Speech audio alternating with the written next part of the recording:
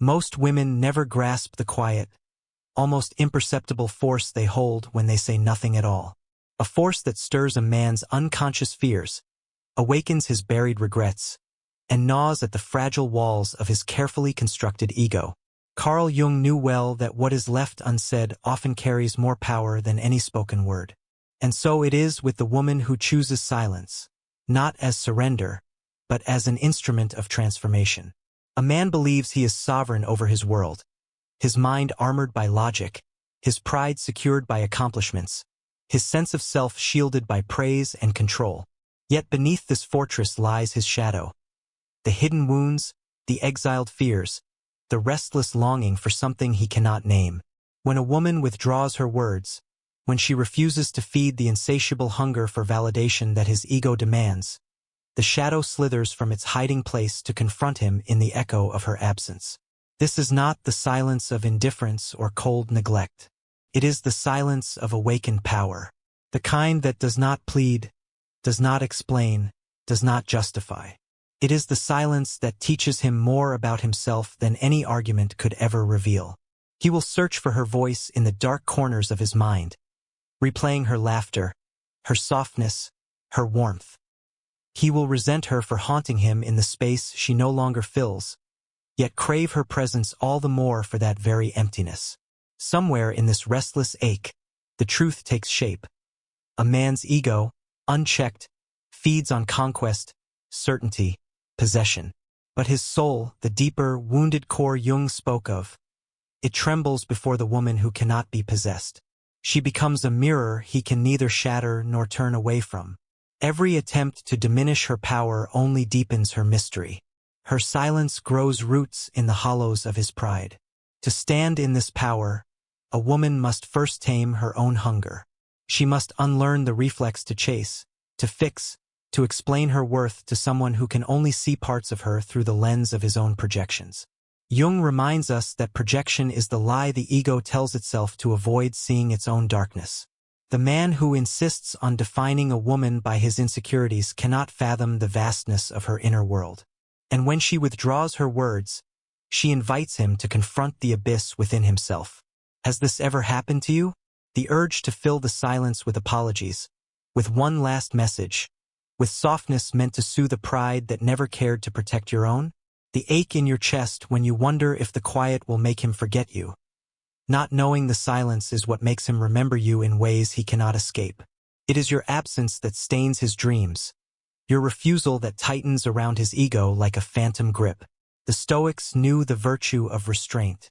Seneca spoke of the power found in not reacting to provocation, in not allowing another's chaos to drag us into ruin. A woman who understands her silence is not empty but alive with intent becomes untouchable. She transcends the petty games of the unawakened ego. She knows her spirit is not a currency for his temporary comfort. She becomes, instead, an oracle, a reminder that what he fears most is not her leaving, but what her leaving reveals about him. In the darkness of this space, the man wrestles with his illusions. He will replay every word he spoke that she no longer answers. He will search for cracks in his memory, moments he dismissed as trivial but now glow with significance. He will bargain with himself, promising change to the silence that does not bargain back. He will wonder if another man now stands where he once did, and the thought will cut deeper than any insult she could have spoken. A woman who masters the art of silence does not do so to punish. She does so to protect the sanctity of her own soul. For the feminine spirit is not a thing to be caged by a wounded ego. It is not a balm for his unhealed boyhood. It is not an endless well for his thirst when he refuses to drink from his own depth. Jung called it individuation, the process of becoming whole. For her, silence is part of this alchemy. In choosing it, she calls back every piece of herself she once scattered at the feet of those who could not hold her.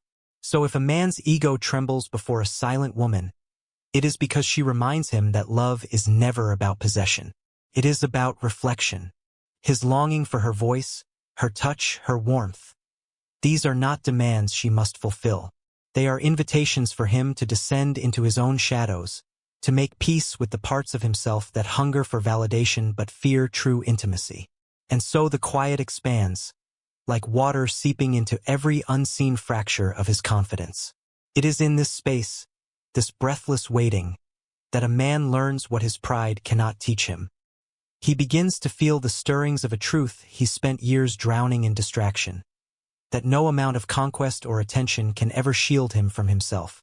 The woman who walks away without a backward glance becomes the ghost of his unhealed wounds, the echo of everything he refused to examine when her presence was taken for granted. Jung understood that the unconscious does not rest. It waits beneath the surface of daily masks, whispering through dreams and regrets. When a woman who once gave freely of her softness withdraws into sacred silence, she becomes the vessel of his projected anima. The feminine force his soul longs to unite with, but his ego fears to approach honestly. He wants her back not just for warmth or pleasure, but to quiet the restless shadows she left behind. He wants her to speak so he does not have to listen to the voice inside himself. And yet, this is where her power grows. Because when she refuses to break her silence for the comfort of his ego, she forces him to stand alone before the mirror of his own failings. The man who once thought her easy to read, predictable, available, comforting, now finds her to be a cipher he cannot decode. In that unknown, his desire intensifies. His mind races through old messages, old promises, old memories, trying to find the line where her devotion turned to distance. You see, a woman's silence does not beg for understanding. It demands it, not from her but from him. Each unanswered call, each unopened message becomes a lesson in humility. He may rage, he may retreat into arrogance. He may even try to replace her with another who speaks sweetly and gives easily. But the silence has already planted its seed. Even in the arms of another, he feels the haunting difference. The new voice is not hers, the new warmth lacks her depth, the new touch cannot reach the same corners of his hidden soul. For the woman who keeps her silence is no longer trying to be understood. She has withdrawn her energy from the endless dance of proving and persuading.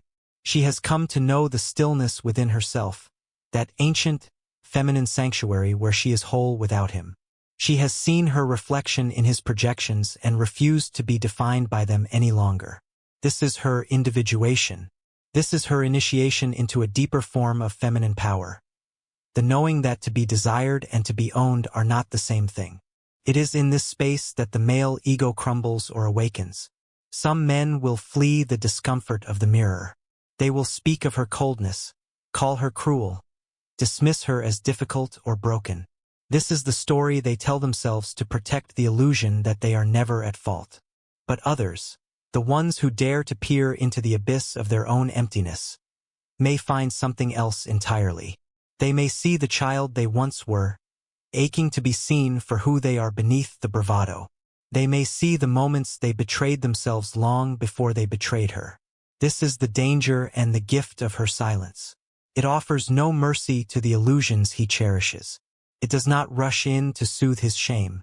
Instead, it invites him to burn in it, to feel the rawness of loss, the sting of his own neglect. And if he has the courage, he will find that this burning is the first step toward becoming whole. Not because she returns to save him, but because her absence forces him to save himself. So ask yourself, what does it mean to hold this power? To stand in the hush of your own sovereignty while the world clamors for your explanation? To sit with the ache of wanting to be heard and instead choose to listen, not to him, but to the ancient wisdom in your bones that whispers, your worth does not live in his approval. Your voice is not his to command. Your softness is not his to consume on demand. The Stoics knew that true strength is the ability to govern oneself when provoked, to remain rooted when storms threaten to uproot the soul. This is what a silent woman embodies. She is the storm and the calm within it. She does not fear his wandering thoughts, his desperate justifications, his sudden regret. She knows that if he must lose her to find himself, then so be it.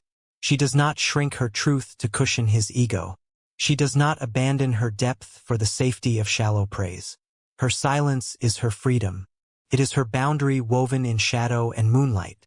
It is the echo that calls him back to himself, or sends him fleeing deeper into his distractions.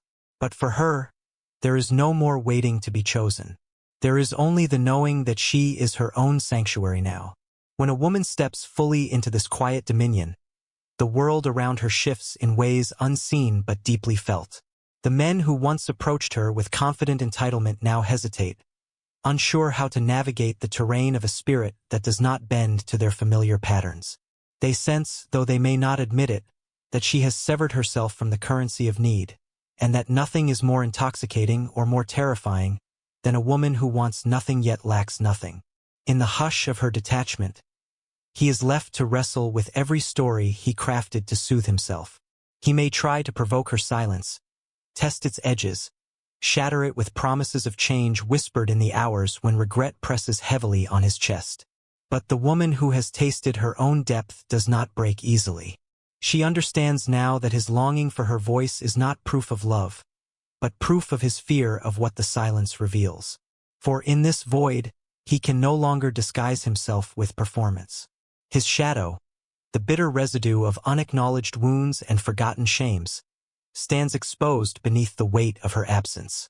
Carl Jung wrote of the anima, the feminine aspect within every man's psyche, that she appears in dreams and fantasies as a guide or a tormentor, demanding that he reconcile his outer persona with his inner truth. And what is the silent woman if not a living apparition of that anima? She is both invitation and exile. Her retreat urges him inward, forcing him to meet the parts of himself that no lover can heal for him. The masculine ego, so addicted to conquest and applause, discovers that it is powerless here. His pride cannot bargain with her hush. And yet, there is no cruelty in this withdrawal. This is not punishment but revelation. It is the softest violence, a paradox that only the spiritually mature can fathom. For her silence is not laced with vengeance but with freedom. She does not slam the door. She simply fades like mist, leaving behind only the fragrance of what she once offered so freely. And in that void, the man who truly seeks to know himself will find that she has given him a final gift, the chance to see the prison he built around his own soul. The tragedy for some men is that they run from this revelation.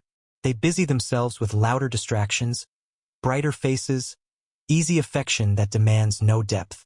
But the shadow does not die in neglect. It grows louder in solitude, howling in the middle of the night when a new lover's voice cannot drown out the memory of the one who vanished into her own silence. He may blame her for this haunting, not realizing that he is chasing himself in the corridors of his mind. The woman is gone, but her power remains, not because she clings, but because she never needed to. You, who listen now, must understand this. Silence is not emptiness but a channel through which your deepest truths travel. When you stand in it without fear, you become untouchable by the petty tactics of a wounded ego.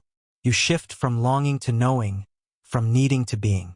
And in that stillness, the right ones will find you not because you call out to them, but because your silence calls forth only those who can meet you beyond the noise.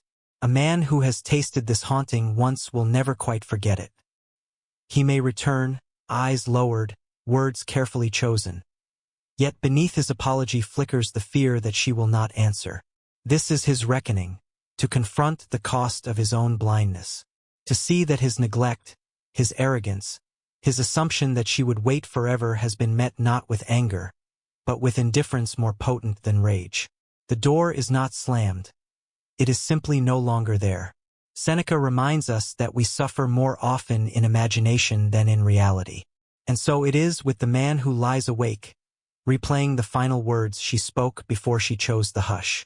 He imagines scenarios where she waits by the phone, longing for his return, starving for his approval. But her reality is far simpler. She has returned home to herself. She has become her own sanctuary, her own echo, her own answer. For the woman who embodies this silent power does not isolate herself out of bitterness. She steps back because the noise of chasing what does not nourish her has grown too loud. In her hush, she reclaims every part of herself she scattered in careless hands. She does not harden her heart. She simply wraps it in something greater than approval, self-trust, self-regard, the soft and brutal promise that she will never again beg to be chosen. So he paces his memory like a restless ghost, haunted by the warmth he once held without reverence. And she sits in her quiet, not in waiting, but in peace. She understands now that her silence is not the end of anything but the beginning of everything true. And in this beginning, the woman discovers a deeper truth, that silence is not the absence of her voice but the presence of her essence. In this hush, she is no longer consumed by the ceaseless need to explain herself to a mind that cannot hear her depths. She knows now that her worth is not a debate to be won, nor a prize to be handed out to those who knock the loudest on her door.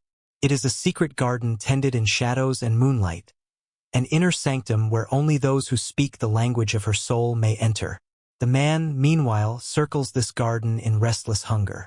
He peers over the walls with regret gnawing at his pride.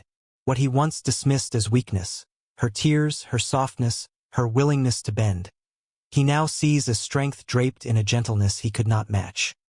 He remembers the nights when her words soothed his storms, when her patience held his chaos like a mother cradling a restless child.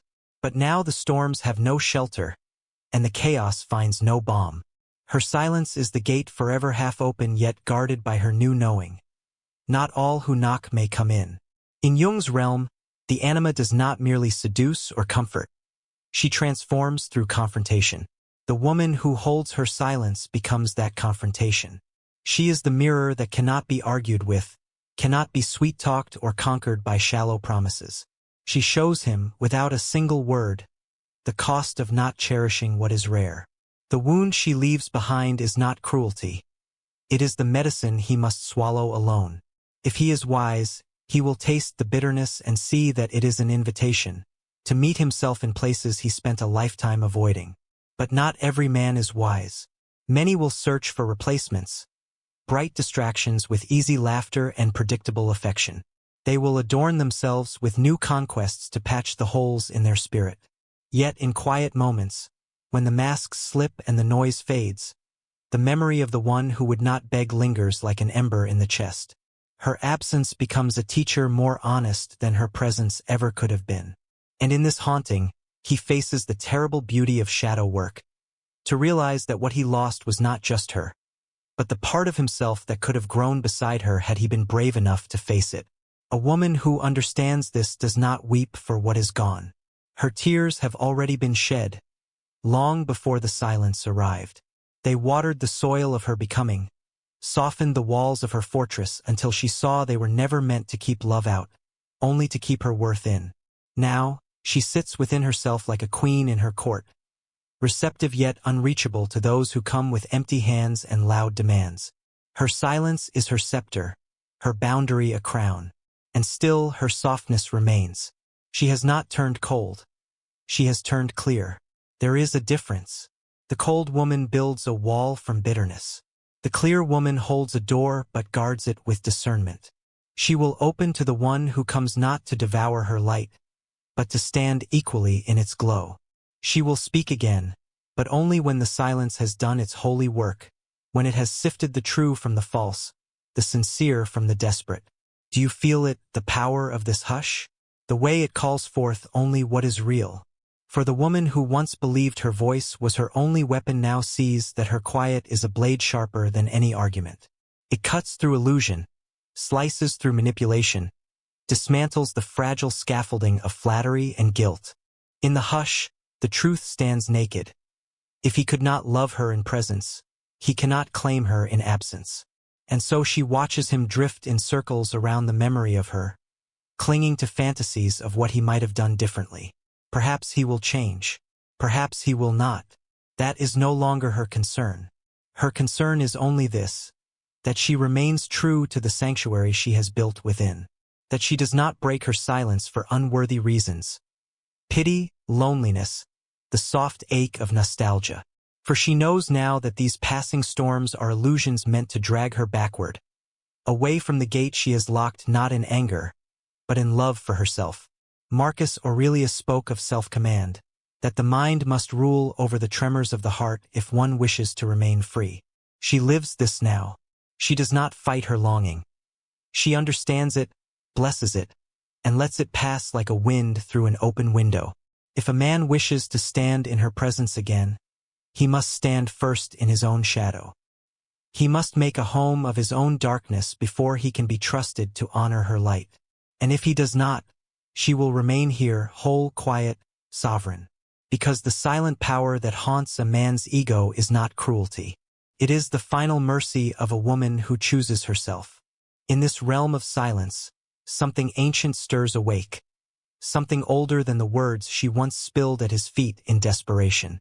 It is the voice of her deepest self, the keeper of secrets passed down through generations of women who learned, through bruised hearts and whispered prayers, that silence is not surrender but a form of sacred rebellion. It is the wisdom of the feminine, the dark well of knowing that does not chase, does not plead, does not prove, simply is vast, magnetic, untamed. And the man, drawn to this unknowable depth, finds himself pacing the borders of her silence like a restless king shut out from a throne he thought was his by right. He remembers how easily she once forgave, how quickly she softened at his half-formed apologies. He remembers the way her eyes searched his for a promise he never had the courage to make real. Now, there is no searching, no warmth offered without question. There is only the hush, vast and indifferent, echoing his failings back at him with brutal honesty. In this hush, the truth is undeniable. He was not the master of her world, only a guest. And a guest who mistreats the sanctuary is not welcomed back without penance. The ego recoils at this, fights it with justifications, excuses, stories of how she was too sensitive, too emotional, too demanding. But beneath the excuses, a deeper voice, the quiet voice he tries to drown, whispers that her departure was not the wound. His neglect was, and her silence is the scar he must live with. You who hear this now, do you see what power lies in not explaining yourself? In not decorating your absence with excuses or clarifications. When you stand in your hush, you invite him to sit with the rawness of his own actions, to feel every careless word, every cold withdrawal, every moment he chose himself above the union that could have transformed him. The feminine that turns silent does not vanish. She becomes everywhere. She becomes the empty bed beside him, the unsent message, the laughter that no longer greets him at the door. She becomes the echo in his mind reminding him that softness is not guaranteed. It must be earned and cherished, or it will leave without a sound. Jung knew this paradox well, that the anima, when neglected or projected onto the unworthy, becomes a tormentor. She appears in dreams as a ghost, a siren, a cold lover who turns her back and walks into mist. The man's longing, then, is not just for the woman but for the lost pieces of himself that she represented. And the woman, in her silence, reclaims those pieces for herself. She no longer holds them on loan to mend a man unwilling to mend himself. She gathers her softness, her laughter, her nurturing back into the vessel of her own being, where it nourishes only her, and only those worthy of it. There is an ache in this reclamation, of course. There are nights when the silence is not soothing but sharp, a blade that cuts through old habits of people-pleasing and second-guessing. There will be moments when the urge to break it roars inside her, to send the message, to answer the knock, to reassure him that the door is still open. But she remembers now, the door is not a gift to be handed out like a favor. It is a threshold. Only those willing to bring their shadow with them may cross it. A man who truly seeks her will not beg at the door with empty promises. He will not shout her name through the bars of his ego. He will stand in the darkness of his own solitude, face his mistakes without deflection, and transform the boyish pride that kept him blind. He will arrive not with demands but with depth, with actions that speak in the same quiet tongue as her silence. He will learn that true union is not built on noise but on the calm recognition of two souls who see each other beyond projection and performance. And so she waits, but not for him. She waits for nothing but herself. Each day that passes in this hush strengthens the walls of her sanctuary. Each unanswered plea, each failed attempt to break her resolve, reminds her that what she holds within is sacred. She no longer seeks to be understood by those unwilling to understand themselves. She no longer trades her peace for fleeting closeness. She has become her own lover, her own guardian, her own home. The Stoics taught that the only true freedom is self-command. And what greater act of command than to hold silence when the world demands your noise? To choose your own stillness over the chaos of another's regret? To know that you do not need to prove your worth to the very one who failed to see it when it lay bare before him? So he paces. He regrets. He imagines. But she remains unbothered, untouched by the games of ego that once pulled her in. And if he ever stands again before her gate, shadow in hand, mask laid down, then perhaps she will open the door not because he demands it, but because he has earned it in the quiet crucible of his own becoming. The hush stretches on like a sacred vow. In its echo, the woman learns to hold herself with the same reverence she once poured into a man's hollow hands. She wakes each morning not with a hunger for an apology that may never come, but with a calm certainty that she owes herself more than explanations could ever buy. The world, once so loud with his absence, softens into a hymn of her own presence. Her solitude is not a cage, it is a cathedral. He, meanwhile, tests the boundaries of her silence like a child pressing fingers against a locked door. He sends messages drenched in nostalgia, baited hooks cast into the waters of her memory. Remember when I miss your voice. I wish I had known then.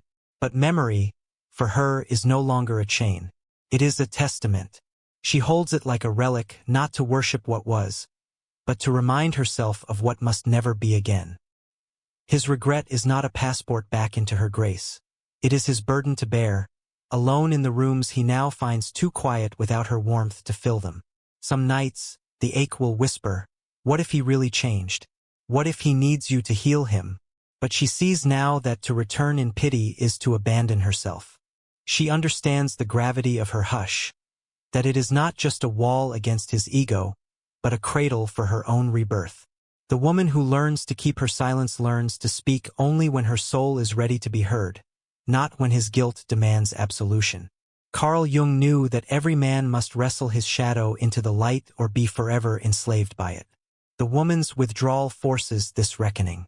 Her absence strips him bare of excuses, of distractions, of other bodies that might have distracted him from the hollowness inside. If he is wise, he will learn that love cannot be hoarded like a trophy nor conquered like a prize. It must be nurtured, seen, honored in its rawest form. If he is wise, he will realize that the loss of her voice is not a curse but a final mercy, pointing him back to the wound that has nothing to do with her and everything to do with himself. And she turns her hush into an art. She weaves new rituals from the threads of her former longing. She pours her tenderness into herself first, letting her own skin taste the softness she once reserved for him. She tends her mind like a garden, pulling out the weeds of self-doubt that once bloomed wildly in the silence he left behind. She plants new seeds. Discernment, discernment, discernment, the sharpest kind of love a woman can offer herself. If he comes knocking again, he may find a woman who looks the same but does not sound the same. Her voice will not bend around his apologies. It will not tremble at the brush of old memories. If she chooses to speak, her words will be deliberate, each syllable carved from the stone of her solitude. And if he listens closely, he will hear what he never heard when she cried into his indifference. I am not here to save you from yourself. For some men, this hush will remain forever unexplored, an unanswered question they carry from lover to lover, mistaking new voices for absolution, new bodies for redemption. But the anima does not release her lesson so easily. She will appear again and again, in different forms, different faces, each one echoing the first who dared to walk away, each one repeating the same silent promise. You cannot possess what you refuse to cherish. This is the power that haunts him. Not her anger, he could have survived that. Not her tears. He knew how to soothe them with half-truths and gentle lies. But her hush? It is the one thing he cannot control, cannot predict, cannot manipulate back into the familiar shape of his comfort. It is the temple she built when she realized that her presence is not a given but a privilege, one that he spent too long squandering. And in this temple, she worships nothing but the truth, that a woman's worth is not measured by the length of time she waits for a man to awaken to himself.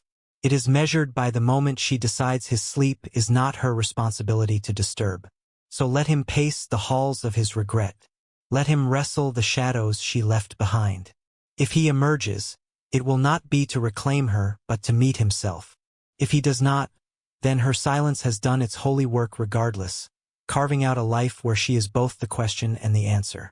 And you, who stand at the edge of your own hush, remember this: silence is not the absence of power. It is the final proof of it. And so she moves through the world like a secret no man can wholly hold. Not because she hides herself, but because she no longer spills herself at the feet of the unready. There is a hush about her now that hums louder than any confession, a gravity that pulls only the brave to her gates. This is not a woman who waits in bitterness. This is not a woman who starves for crumbs of affection.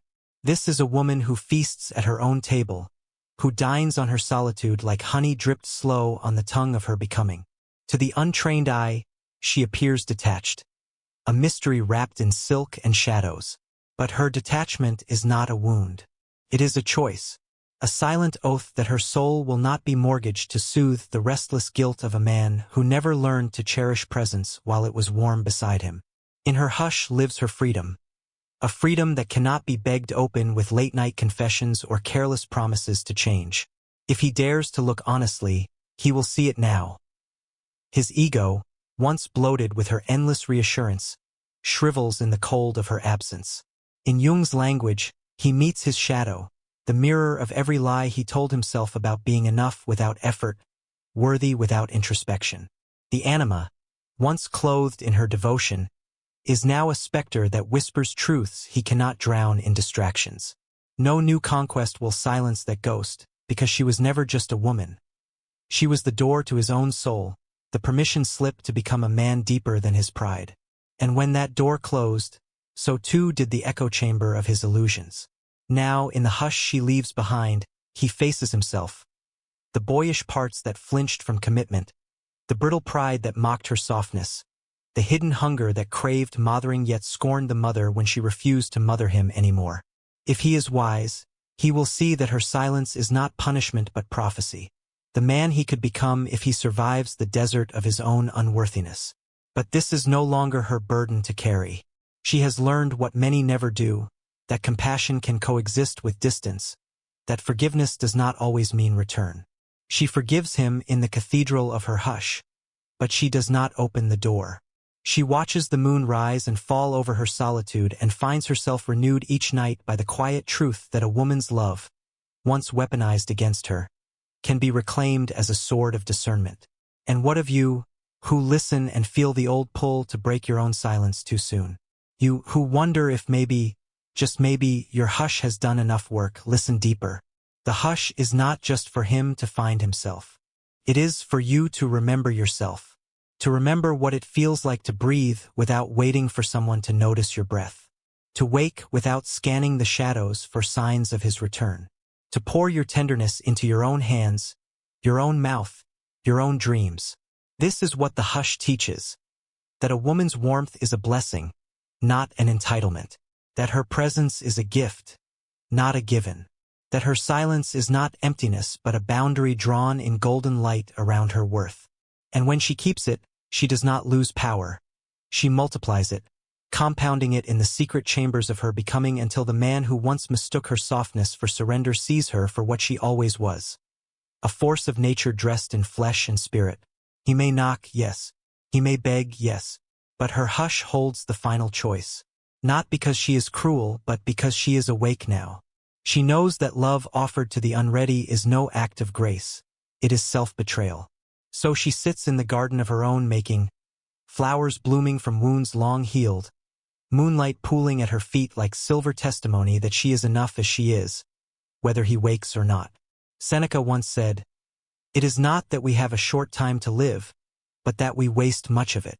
She wastes nothing now, not her breath on explanations, not her nights on apologies never meant, not her hush on ears that do not listen with the soul. Her time, her softness, her fierce quiet, all of it hers to give only to those who arrive not to conquer, but to stand beside her, unafraid of their own shadows. Let him learn, in the echo of her absence, that the love of a woman who knows her worth is the rarest kingdom a man may ever enter, and that the keys are forged not in regret, but in rebirth. When the hush has done its final work, when her soul has bloomed fully into itself without needing permission or praise, she becomes the mystery he cannot unsee. She is the echo in every quiet room he enters, the ghost that sits beside him when another woman laughs, but does not know the secret places she once touched. He tries to outrun it, in new hands, new nights, new distractions, but the anima does not forgive neglect so easily. What he rejected in her devotion, he now hunts for in shadows that will not answer back. Meanwhile, she learns that the hush she once feared is her truest companion. In it she finds the hidden corridors of her own mind, the forgotten corners of her body that were once mapped only for his pleasure but are now sanctuaries of her own making. She discovers that the warmth she once gave so freely to mend him now mends herself, and that no man, however charming his apologies, can demand entrance to this temple she built from silence and unflinching self-worth. Jung wrote that the meeting of two personalities is like the contact of two chemical substances. If there is any reaction, both are transformed. But transformation, she sees now, is not guaranteed by longing alone. It is earned in the alchemy of mutual seeing, mutual dying, mutual becoming. One soul must dare to stand naked before the other, ego dissolved, shadow embraced, truth spoken without mask or manipulation. Anything less is not union but a transaction of illusions. She remembers the woman she was when her hush first began. How the silence trembled on her lips like a punishment. How she doubted herself, questioning if she was too cold, too harsh, too unforgiving. But in that hush she found the raw truth, that her boundaries are not cruelty but clarity, that the ones who see her silence as a threat are the ones who benefit from her noise, that a man who fears her quiet is a man terrified of his own, and so she no longer fears the haunting she leaves behind.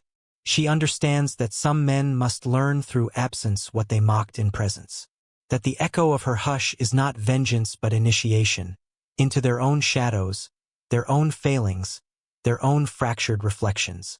If they wake, let them wake. If they do not, let them wander. She owes no rescue, no softness returned to a hand that once squeezed it empty.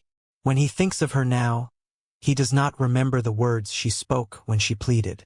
He remembers the day she fell silent, the day her eyes stopped asking for what he refused to give. He remembers the door closing not with anger but with finality. He remembers the taste of her silence in every conversation since, the knowledge that no voice has matched the quiet power that once lingered between her parted lips and chose to close instead. And what of her now? She laughs at the sky without permission. She pours her warmth into work, into art, into her own skin. She speaks only when her words are holy. She listens only to voices that hold her hush as sacred. She loves again, perhaps, but not recklessly, not as a sacrifice, not as a desperate offering for a man's partial seeing. She loves as a sovereign woman, whole, watchful, willing to walk away at the first sign of blindness. She has become the living paradox, softer than ever, yet untouchable by the unworthy. Her hush is not emptiness but fertile ground, where only the patient, the ready, the fully awake may plant themselves beside her and grow. The man who returns with new excuses finds no door waiting, only the hush, vast and indifferent. The man who appears with new eyes, new hands, a new heart forged in the flames of his own shadow work. Perhaps then she will choose to open, but she will never again be pried open. So let him ache in the echo of her leaving. Let him wear her hush like an invisible crown of thorns. Let him learn or let him repeat. Either way, her power remains untouched by his choices. For the woman who knows her worth does not wait to be chosen. She chooses.